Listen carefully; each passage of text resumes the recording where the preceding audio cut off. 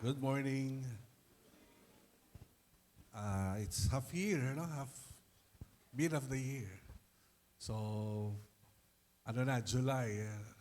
Actually, parang yung nung nakarang araw lang, sinasabi nila na yun yung gitnang araw no, ng taon. Hindi ko na maalala kung anong araw yon.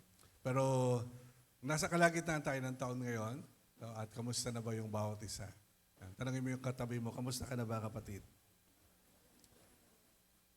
Kalagitnaan ng taon. So, ibig sabihin, meron pa tayong 6 na buwan no, bago matapos ang taon na ito. Ang taon ay isang guide sa atin ba, na kung paano tayo nabubuhay sa daigdig na ito.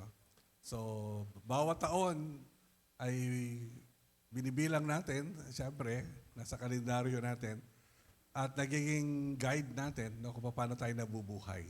Kaya kung kumbaga, ngayong kalagitnaan ng taon, so meron tayong pagkakataon ano, para tingnan ano, yung susunod na darating na mga buwan no, ng buhay natin.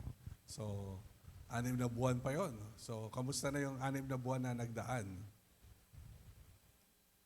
Sige nga, isipin nyo nga, ano nangyari sa iyo sa loob ng 6 na buwan?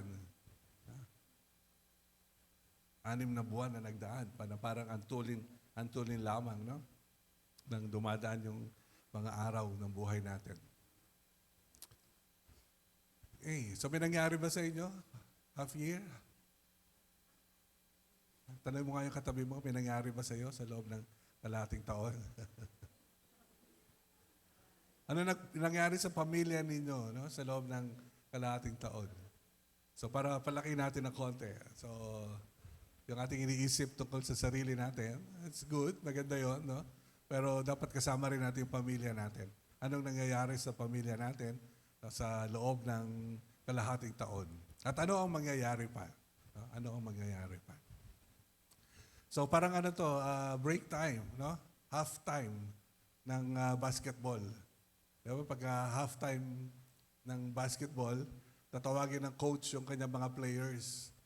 Tapos, kung ano yung score, sino yung mahilig sa basketball or volleyball, diba? Dito magre-strategize, no? Para sa halftime, meron kang opportunity. Kung tamba ka, pwede ka pang humabol. No? Babaguhin ng coach yung play. Para at the end of the game, mananalo ka. No? Kasi tinitingnan ng coach, diba, kung ano yung nilalaro ng players nung halftime. No? So, mag-strategize again. Then bababa yung strategy, then they will play the other half with the intention of winning. But of course, yung guidance is constant. Constant. That's why sa buhay natin, we are continuously hearing advices, no? Not only our advices, but we are continuously hearing reactions, no? Or comments, no? Regarding our lives, no? Kung ano nangyayari sa buhay natin. So sometimes no, to refocus, we need to listen to others no? Para we can learn how to refocus. Hindi lang yung sarili natin. Kaya napakahalaga no, that we have an open ear, open heart no, to listen so that we can redirect no, our lives no, kung ano pa yung susunod no, na taon. And that is my intention this morning, no, for you to hear me. No, para kung ano yung nangyayari sa buhay ninyo, let's make it a halftime meeting, no? Coaching, so that the rest of the half year, no? You can adjust, no? You can make an adjustment. So what that no is, you know the end, you know the ending of the year. Ano ba gusto mo mangyari at the end of the year? Okay? Tanong mo yung katabi mo, ano ba gusto mo mangyari at the end of the year?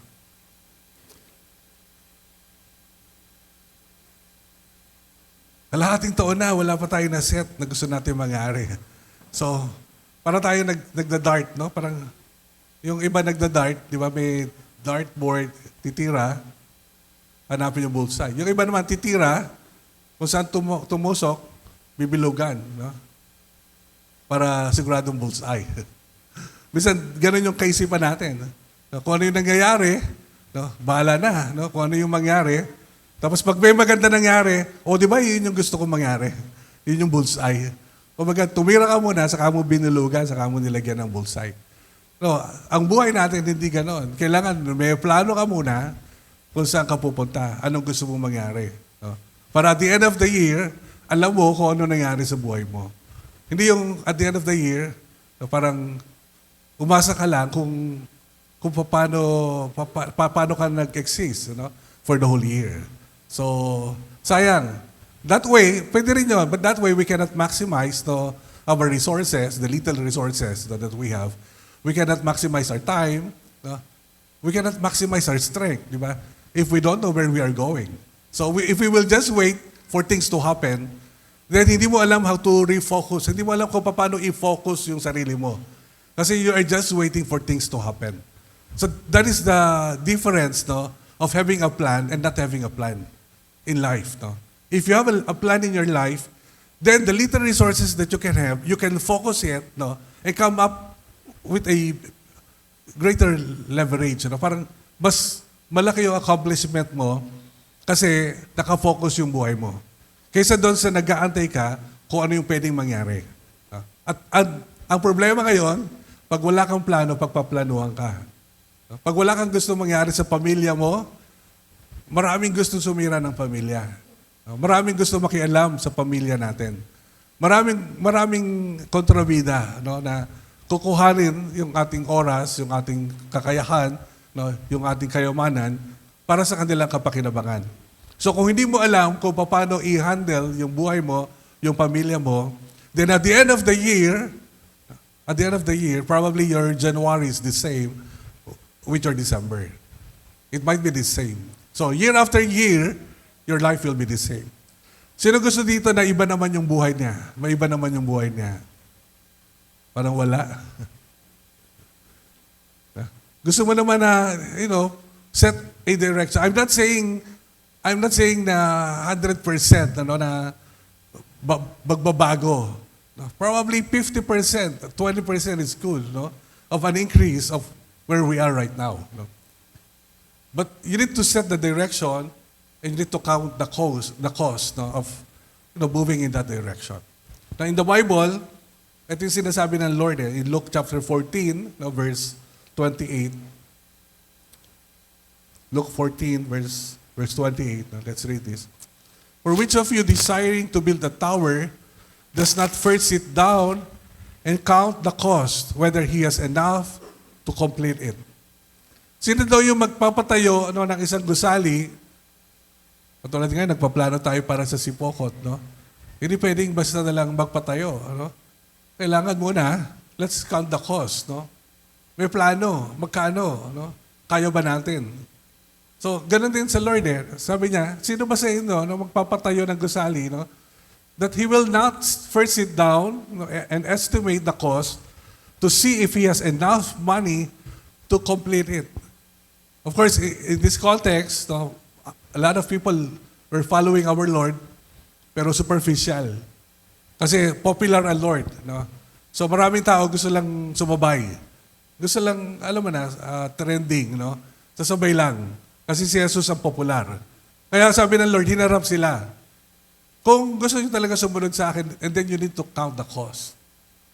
Following me is not easy. Making me your Lord is not easy. So yun yung sinasabi ng Panginoon sa mga taong ito. Anong gusto nyo? Anong gusto nyo? Then pag-isipan nyo muna, tansyahin ninyo, bago kayo sumunod sa akin. Now, this principle can be applied in real life, in real situation, sa buhay natin. That we need to sit down, we need to count the cost, if we can do it, kung kaya ba natin itong gawin. Okay? So, where do you want to be at the end of the year? Where do you want your family to be at the end of the year?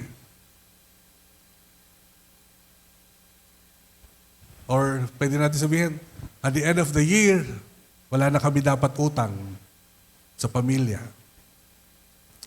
At the end of the year,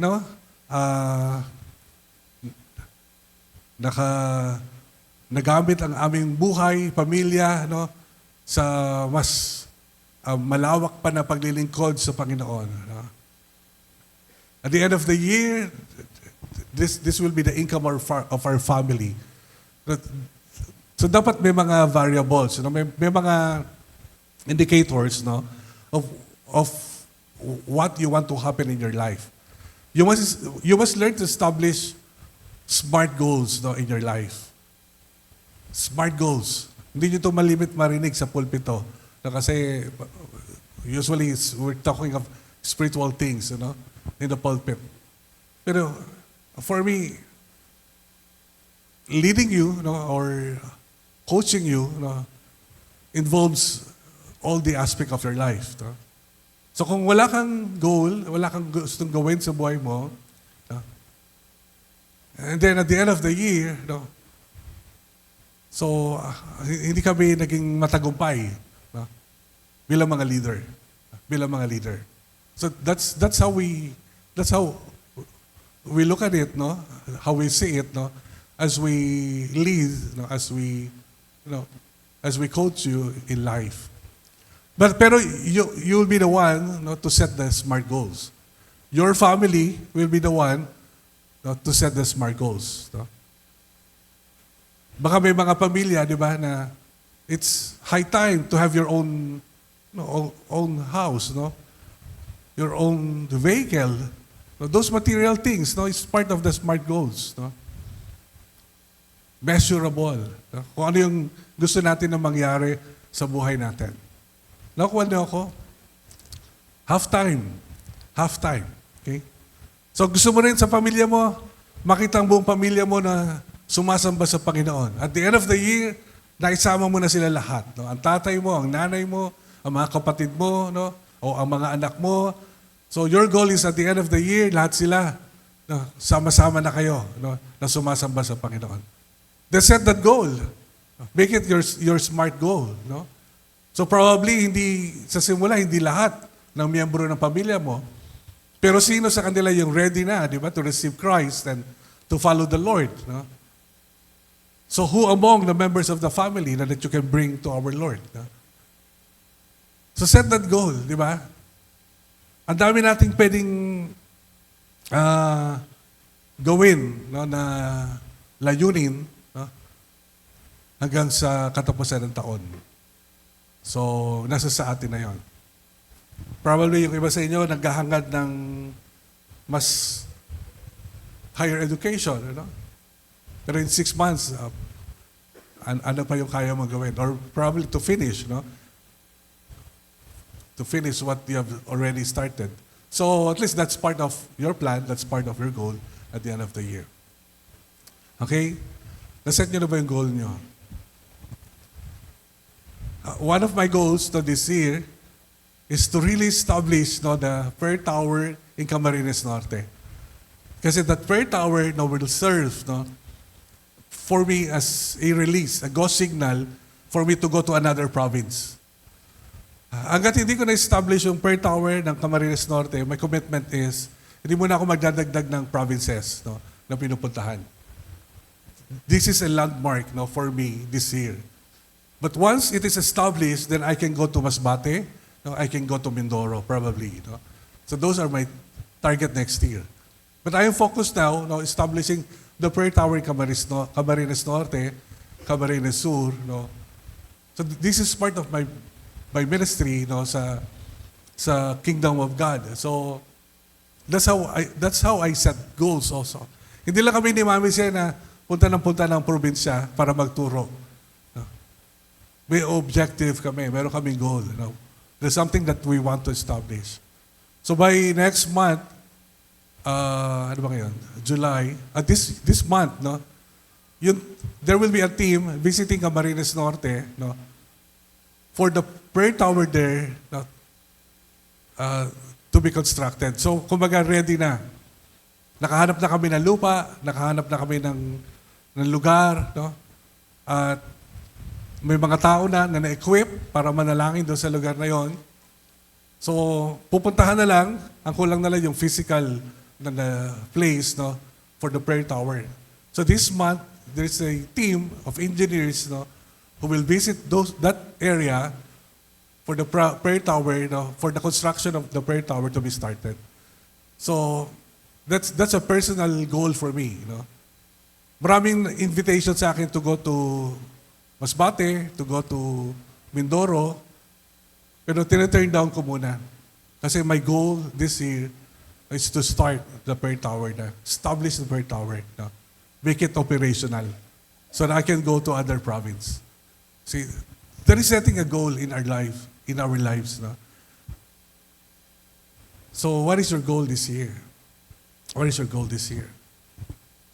So I've given you an example. Sana meron kayong goal. Yung iba na-accomplish na yung ibang goal, nakapagpakasal na. No? Yung iba hindi pa. Ngayong taon na ba yan? Is that part of your SMART goal? Pag hindi yung part ng goal, hindi yung mangyayari. So make it a part of your goal. No? Make it a part. No? Wala, ayoko tumingin dito kasi medyo nagpo-flow yung, yung message pag natingin ako dito tungkol sa marriage, sa wedding. See, that's how important in setting goal at the end of the year. Ano pa yung kaya mo i-accomplish by the end of the year? So one of our goals to reconstruct, rebuild the mission house in Sipokot, Taisan Sipokot. So yun po, sana bago matapos yung taong ito, na rebuild natin yung ating pong prayer house sa Sipokot. Okay, so sa pamilya mo naman, ano ang goal nyo sa pamilya? Okay, anong goal nyo? So sana umupo yung pamilya, mag-usap-usap, magplano. Magplano.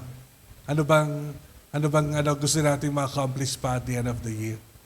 Ano ba yung gusto pa natin gawin at the end of the year? Tulong-tulong. Tulong-tulong si nanay, si tatay, at yung mga anak, para sa goal ng pamilya. Now, pag naset mo na yung goal mo at the end of the year, the next question is, where are you now? Okay, where are you now? So, you want to know, you have set, you have established where you want to be at the end of the year, but to go there, you need to understand, make a comprehension, be grounded of where you are right now. Okay, where you are right now. Nasaan ka ngayon? Tanong mo yung katabi mo, nasaan ka ngayon, kapatid? Nasaan ang pamilya natin ngayon? Nasaan yung pamilya natin? So we need to be grounded. What does it mean? Ano yung meron tayo? Ano yung wala tayo? Ano yung kailangan natin? Saan tayo kulang? Ano yung mga pangangailangan natin sa pamilya natin? Ano yung mga problema sa pamilya natin na kinakaharap natin ngayon? If you keep ignoring your problems, that will still be your problem next month. The problems are there to be solved. That's how we grow, by solving problems. By solving problems.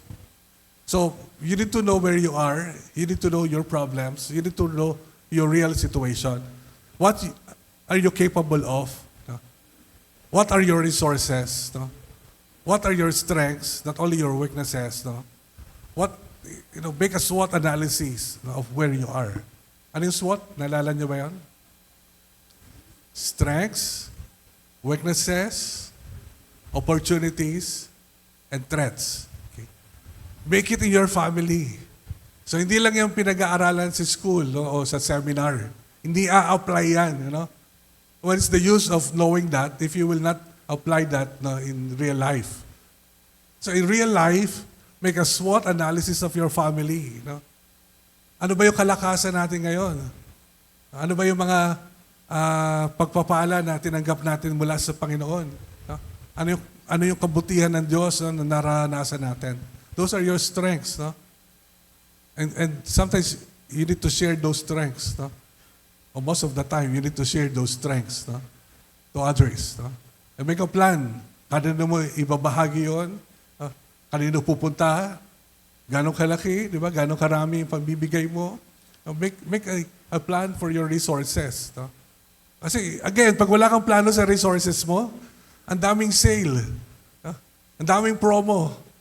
50%. If you don't have any plan for your resources, lahat ng dadaanan mong sale, bibilan mo. No? Lahat ng makita mo na masarap, no? Pupuntahan mo at kakainan mo. No? Kasi wala kang plano sa resources mo. So that's why for me, yung tithes, no, it's not something that na pinag-arguhan natin. Kasi it's a plan given by God. No? It's a plan given by our Lord. No? That it is a tool to help us, no, to manage our resources. No? Imagine mo that only the 10%. No? May nakausap ako, sabi niya, I don't believe in tithes. No? Nagulat ako. You don't, sabi ko, but it's biblical. Sabi nga, why? Sabi ko, ba't hindi ka naniniwala sa tithes? Because I'm giving more than 10%. Wow. Kaya pala hindi siya naniniwala sa tithes. Tithes is only the beginning. It's 100%. All we have, no, belongs to our Lord. So, akala ko negative yung attitude niya about tithing. Yung pala, kasi sabi niya, I never practice tithes. Ha?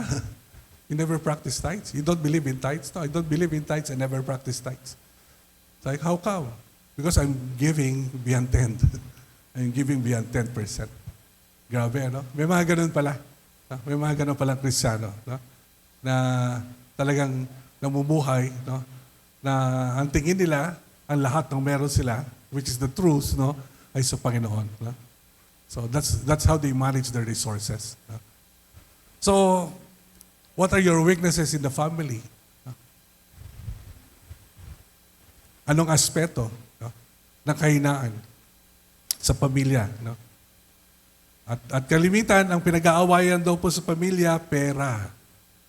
Kaya sabi ng Lord, no, you cannot serve two masters at the same time. No? Ang tinutukoy na noon ng Panginoon ay mammon. No? Mammon. Or the love of money. No? Sabi ni Paul, the love of money is the root of all evil. So probably one of the causes, no, of the problems in your family, no, is money. Pero anong gagawin mo? Paano kayo magtutulong-tulong, no, to solve it? No? What are the resources available? The opportunities available? So you need to evaluate. You need to sit down. Ano yung opportunities na meron tayo? O dito sa kapitbahay natin, wala pala nagtitinda ng ulam. Di ba? Katulad ng ginawa ni Ate Sally, Kuya Fred, di ba? Nagtinda sila.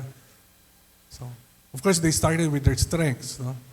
But that is an opportunity, no? In the community, that we can be a blessing.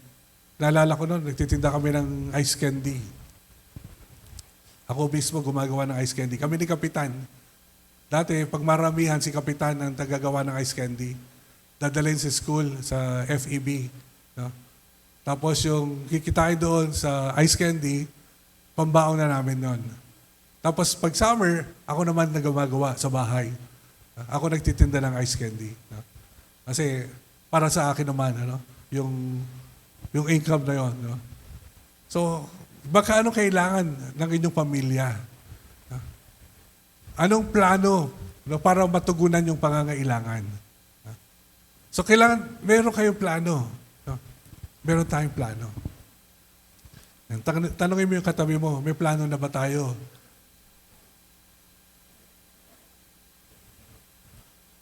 Okay? So, you need to be grounded. No? You need to know where you are. You need to know your resources, no, your strengths, and even know the problems, no, in your family. So, para alam mo, pag nalaman mo yon, that will help you, no, in your end year goal, no, your year end goal, no, the year end goal. So ngayon pa lang nakikita mo na kaya natin. Kaya natin mabayaran yung utang natin bago matapos ang taon. No? Kasi ito yung plano natin, ito yung gagawin natin, ito yung meron tayo. So, tulong-tulong tayo. Gagawin natin doon. Okay?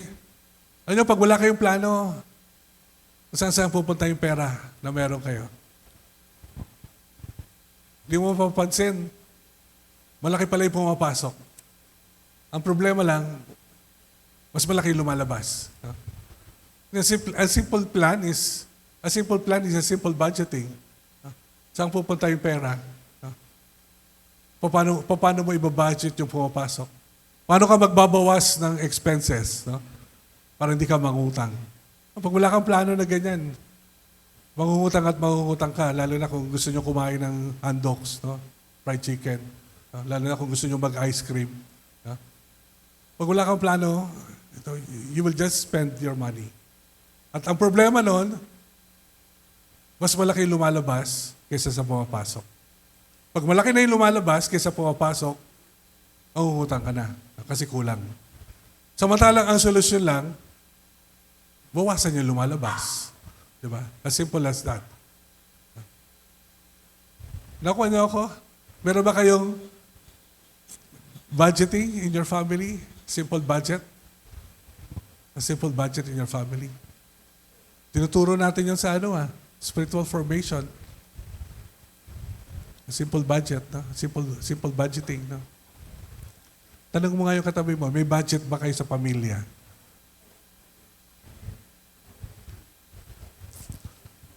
So you need to start budgeting. Ang dali lang nun. No? Ang dali lang po nun. So ang makikita nyo po doon, yung income, yung expenses, no? At yung sukli, kung meron. At yung negative, no? Kung negative. Kung magkano yung negative, no? Yun yung pagtatrabahuhan ninyo para mapunuan, no? Yung lahat ng expenses. Yan. So marami kasi, hindi natin alam kung magkano yung negative, no? Kasi wala tayong plano. Wala yung negative is 1,000 lang. Ano? For example, di ba? 1,000 lang pala yung negative ng income ninyo. O anong gagawin mo doon pagka mayroon kang kulang na 1,000 in your budget? It's either bawasan na yung load, bawasan ng panonood ng TV, bawasan ng kuryente, ang bill sa kuryente, di ba? Magtipid, para yung 1,000, wala nang problema. Pero kung sinasabi nyo na tipid na talaga, pero kulang pa rin ng 1,000, maghanap ka kung saan ka kukuha ng 1,000. Diba? Anong pwede mong itinda na kikita ka ng 1,000? Imagine for the whole month. Siguro naman, ilang item lang yon, makukuha mo na yung 1,000 mo. But the problem is we don't have a plan. No? We don't know these things. No? We don't apply these things. No? We are not applying these things. Okay? Nakuha niyo ako? So, application time. Application time. Okay? So, meron kasi, ang laki ng problema. Parang yung mukha niya, parang ang problema niya 1,000,000. No? Pero pag inupuan mo, nagplano kayo, 1,000 lang naman pala, di ba? At least kaya mo i-adjust yung mukha mo. Hindi pala pang 1,000,000. No? Pag nagplano ka, no? Alam mo kung magkano lang yung kailangan mo. No? So tanongin mo nga yung katabi mo, magkano ba ang kailangan mo talaga?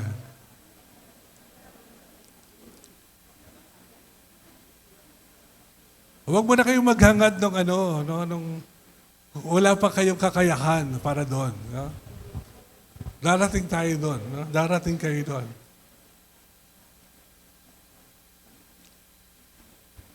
Okay? So, make an assessment of what is happening in your life. Set a goal, year-end goal. Be grounded, no? Be grounded now. So, once you know these things, no, base your own evaluation, then revisit your goal. Possible ba yun? Smart ba yun? If not, no, adjust the goal to your present situation. But at the end of the year, you can reach your goal. Okay? At meron ka nagagawin every month to reach your goal. To reach your goal. Okay? Malinaw ba yun? Tingnan din po natin, no, kung minsan hindi natin napapansin, o hindi natin nabibilang, no, yung kabutihan ng Diyos, no, sa buhay natin, yung pagkilos ng Diyos sa buhay natin. Now, when you make an assessment in your life, tingnan nyo rin po yung paano ang Diyos ay kumikilos sa pamilya. No? Anong ginagawa ng Diyos sa pamilya? No? Sa pamilya ninyo. No? Kasi doon mo ma-appreciate ang Diyos natin. Hindi siya nagkukulang, hindi siya nagpapabaya sa atin. No? Ganon kabuti ang Diyos sa atin. So what God is doing in your, for example, in your family. No? Meron ba dinidil ang Lord sa miyembro ng pamilya? Meron ba dumadaan sa pagsubok? Meron ba dumadaan sa kahirapan? So what God is doing, ano ginagawa ng Diyos? So kailangan sa pagtingin natin na yon, natututunan natin kung ano yung pinapahiwatig ng Diyos sa atin. Kung ano yung sinasabi ng Diyos sa atin. Kung ano yung tinuturo ng Diyos sa atin. Kasi pag hindi natin nakita yon, kung ano yung tinuturo ng Diyos sa atin, sa pamilya natin, then mahirapan tayo na lumago. No? Kasi nagiging hadlang. No? Nagiging hadlang yun. Nagsasara tayo ng ating puso, ng ating kaisipan, no? Sa pagkilos ng Diyos sa ating pamilya. At pag sinaraduhan mo yung pagkilos ng Diyos sa pamilya mo, paano mo siya maaasahan na kikilos sa kabuuan ng pamilya? Sa kabuuan ng iyong pamilya. So baka naman may mga pagtutuwid ang Diyos ngayon na kailangan natin matutunan. Yung mga pagtuturo ng Diyos na ginagawa niya sa atin. So doon tayo lumalago, doon tayo nagiging mas matatag sa ating pananampalataya. At doon mas umuunlad ang isang sambahayan. Ang isang sambahayan. So anong ginagawa ng Diyos sa ating pamilya?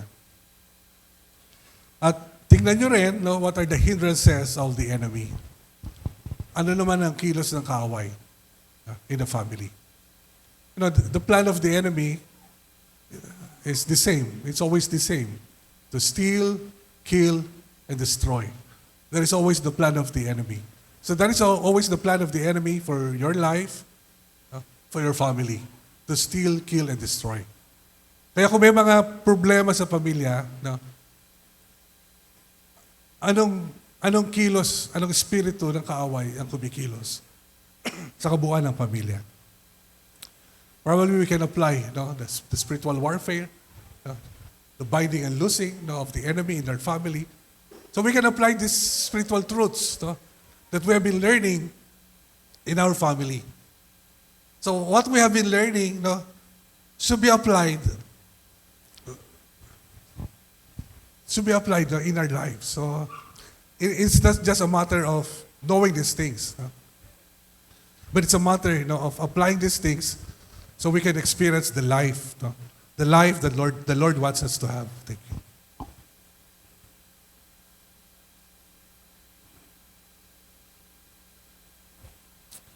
So identify the workings of the enemy. Meron tayong laging kaaway. Kung pababayaan lang natin siya, sa pagkilos sa ating mga pamilya, sisirain niya ang pamilya natin. Kung pababayaan natin siya. Pero kung haharapin natin siya, pipigilan, tatalian siya, palalayasin siya, then hindi na siya makakapanira sa pamilya natin. Okay, gusto nyo ba ng magandang buhay? Amen? Wala hong magandang buhay hiwalay sa Diyos.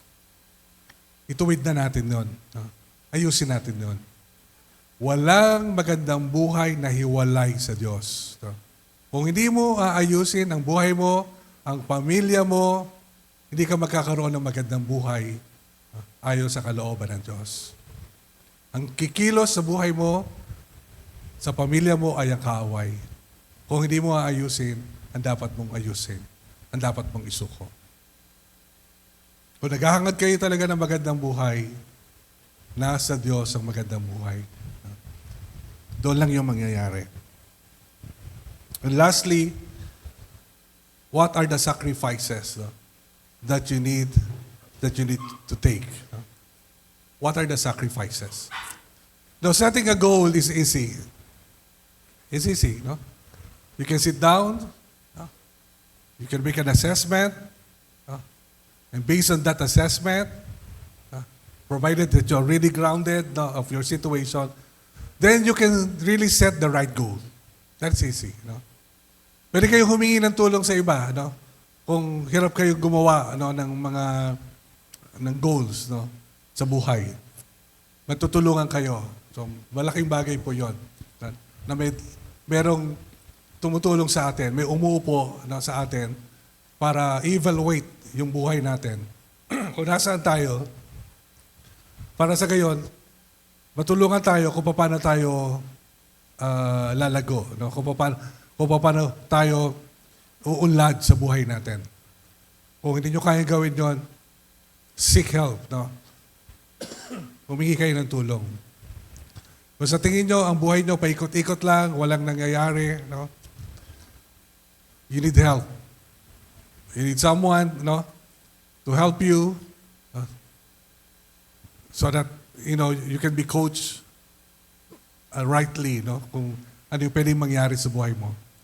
Learning to have those coaches in life early no, it's a big advantage no, in life. If you don't have a coach in life, no, yung kaya mo lang, no one will stretch you, no. No one will help you, no, to accomplish no, what you have, no. Kasi wala kang other opinions, no. Walang ibang magsasalita sa buhay mo. You will only rely on your opinion to yourself. So no one will stretch you. So kailangan mo ng coach. You need a father or a mother in your life no, that can lead you. Ganon na ma-maximize ang buhay. And let me tell you, ganon na ma-maximize ang buhay.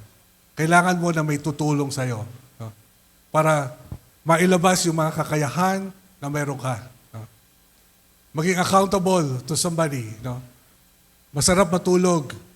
Mas masarap kumain. Mas masarap mamasyal. If you don't have any accountability, then tatanda ka, walang nangyayari sa buhay mo.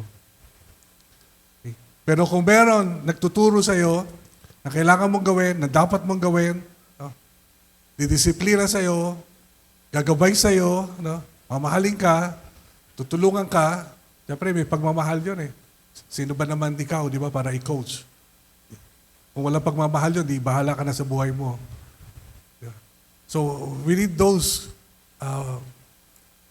people around us that love us, that love us so much, that will help us grow in our lives. So, that's how we live life. No?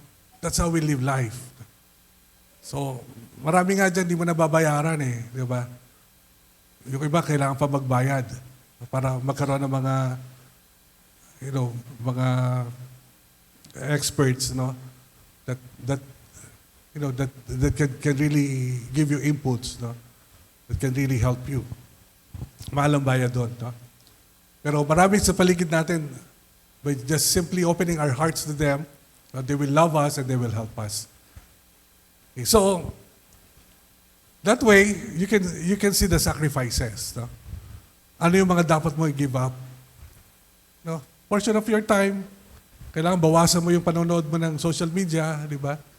Kailangan magbasa ka, no? Para mangyari yung gusto ng Diyos para sa buhay mo. Those sacrifices, no? Life, no?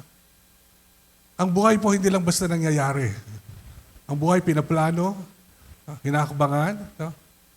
Pinaghihirapan, no? Para mangyari yung magandang plano ng Diyos sa buhay natin. Okay. So nasaan ka ngayon, kapatid? At anong gusto mo mangyari sa buhay mo? At anong kaya mong isuko para mangyari yung gusto mong mangyari para sa buhay mo?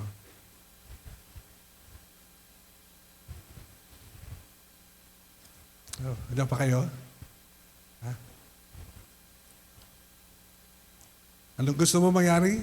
Nasaan ka ngayon? Anong kaya mong isuko para mangyari? Yung mga gusto mong mangyari na alam mo na yun yung magandang plano ng Diyos para sa buhay mo. No? Para sa buhay mo.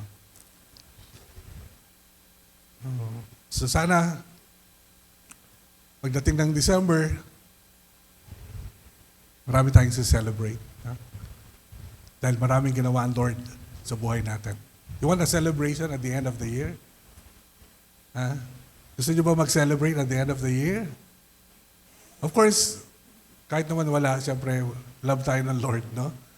Pero just imagine na ginamit ka ng Lord, nagamit ang buhay mo, nag-expand ang buhay mo, no?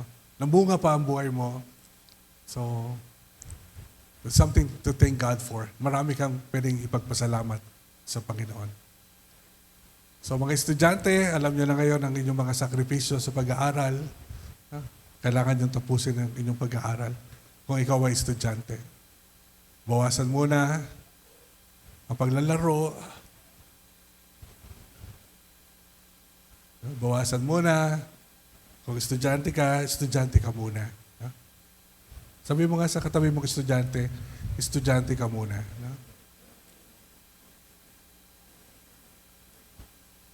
May mga ibang coach, hindi naman lahat Ako hindi naman ganon. Pero pati pag-boyfriend, pag-girlfriend, pinagbabawal nila habang estudyante. Okay. May mga kilala akong church, mahigpit doon. Mahigpit doon. So tayo nandito para mahalin, gabayan ang isa't isa. No? Pero dapat alam mo ang priority mo. Okay?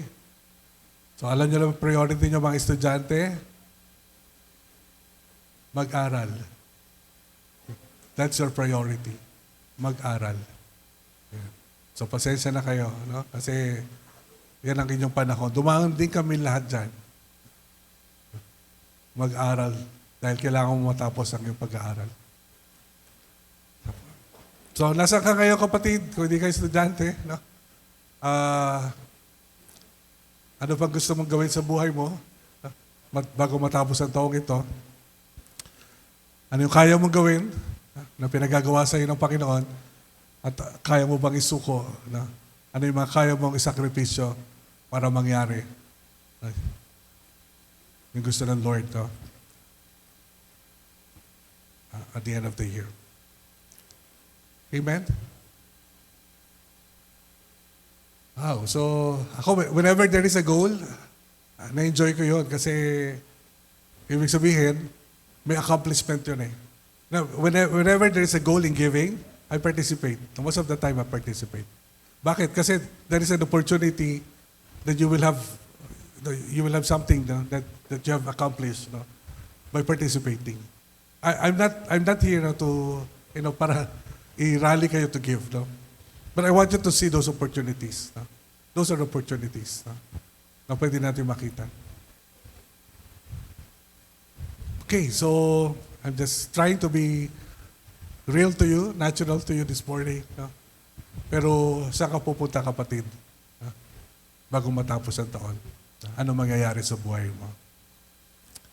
Tumayo tayo lahat. Tayo manalangin.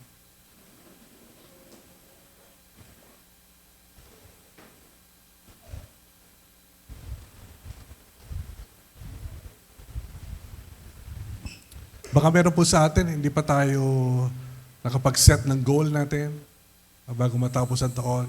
Kung anong gusto mong mangyari sa buhay mo. O yung mga pamilya, baka hindi pa kayo nagkausap-usap. No? Kung anong gusto niyong gawin sa taong ito. So, time to seek the Lord. No? Ask the Lord. Lord, ano bang gusto mo na gawin ko? Ano bang gusto mo na mangyari sa buhay ko? Anong gusto mo na matapos ko sa taong ito? Sa taong ito. So, seek the Lord. No? Yes, Lord. Dakila ka marami pong salamat dahil meron ka pong nais na patuloy na gawin sa buhay ng bawat isa sa amin. Marami pong salamat, Ama, dahil binibigyan niyo po kami ng mabungang buhay sa isang buhay na yung pinagamit po sa amin na ayaw niyo po ito na masayang. Bagamat kami po ay patuloy po na nakakaranas ng iyong pagmamahal sa buhay po namin na sapat, Lord, para kami ay makontento. Sapat, Panginoon, para sabihin po namin na ang ganda ng buhay na binigay niyo sa amin. Kaya marami pong salamat. Pero kasabay nun, Lord, meron ka nais na gawin pa sa buhay namin. Meron ka pa, Ama, na nais po na magawa po namin. Lord, na magbibigay kapurihan pa sa iyong pangalan. Kaya dalangin ko po, Ama, ang bawat isa ngayong umaga. Lord, nasa gitna ng taong ito, tulungan niyo po kami na makita kung nasaan kami ngayon, anong aming tunay na kalalagayan bilang isang individual, bilang isang anak mo, at bilang isang pamilya. Sa pamilya na aming kinabibilangan. At Lord, tulungan niyo po kami na maingat na hilingin sa iyo. Ipakita sa amin kung ano po yung nais niyo, Lord, na magawa pa po namin sa aming po mga buhay. Wala po nawa na masayang, Lord, na mga buhay na narito ngayon. Sa halip, Lord, gabayan niyo ang bawat isa sa amin. Makapamuhay kami ayon sa iyong kalooban, maakay ang buong sambahayan po namin. May suko ang aming mga buhay sa inyo, Lord, at makasunod kami sa iyong kalooban. Kasama na rin ang mga sakripisyo na kailangan namin gawin para masunod, Lord, ang dinanais po ninyo. At makita namin ang mga bunga. Ang mga bunga, Lord, na aming pagpapasalamat dahil sa iyong kabutihan. Nadalain ko po ang bawat isa.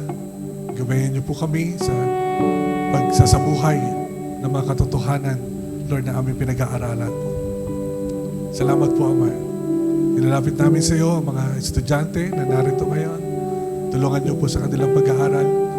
Ang mga magulang na narito, Lord, sa patuloy na pagtaguyod ng kanilang mga sambahayan. Ang tatay, ang nanay, Lord, maging ang mga anak. Panginoon, patuloy niyo kaming pangunahan, Lord. Makapamuhay kami sa sentro ng iyong kalooban at kayo na nasa sentro ng aming sambahayan. Salamat po, Ama, ng marami. Salamat sa gagawin niyo pa, Panginoon, sa bawat buhay po namin at sa bawat sambahayan, Lord, na narito po ngayon. Salamat sa iyong mga salita, Lord. Purihin ka nga po sa iyong pinakamataas na papuri sa pangalan po ng Panginoong Jesus. Amen.